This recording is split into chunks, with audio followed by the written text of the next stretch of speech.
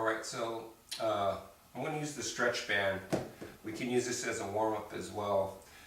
You might want to go through your joint mobility first and then use the stretch band. I know some of you have worked with me on this, but I wanted to maybe show a couple of the two most needed ones.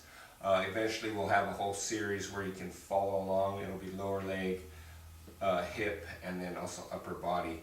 But for now, two of the most critical ones I think are stretching out the posterior calf, back leg. I'll show you that one first, and then we'll work on the front of the leg.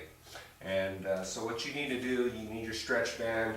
I'm going to demonstrate this without having my non-working leg on the wall, but you should always have this leg or the non-working leg, the non-stretching leg, up against the wall or something to help stabilize your hips.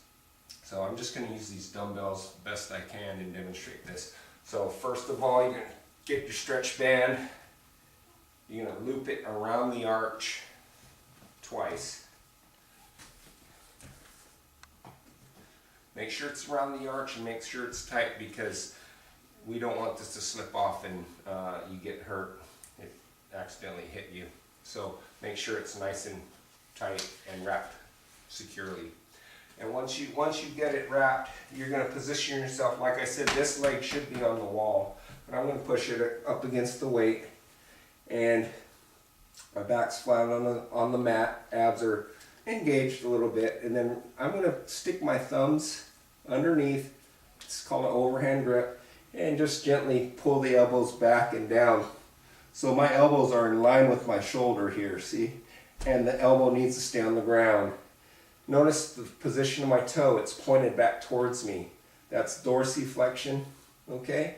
Right from here, maintaining this stretch, I'm going to just pulse my heel up and straighten the knee. We don't want to go back that way. That takes us out of the stretch. So push the heel back over your head. And you're going to have, you might find you're not able to go this far yet. You're just going to have to work with your flexibility. Some people are here, and they'll just work that. Just pull back and stretch. You're going to want to do maybe 2 sets of 10 here. You should feel a stretch from the glutes all the way to the heel, if you're doing it right. Maybe a little burning sensation.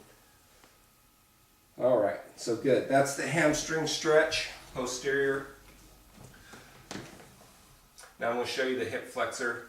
It's probably my favorite. You're going to, again, keep it wrapped. I shouldn't have taken it off, but you're going to keep it wrapped in the arch.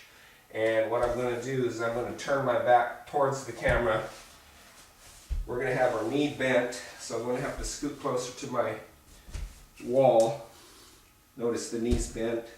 This leg's going to come back into hip extension. This elbow straightens up. Core's engaged. Back's straight. And we're just going to push back into this stretch.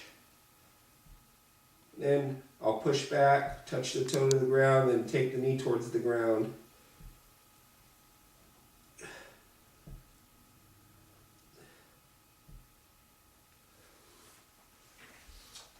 Okay, so that's the quad and hip flexor, and the previous one was the hamstring. So those are two great stretches to do before a workout.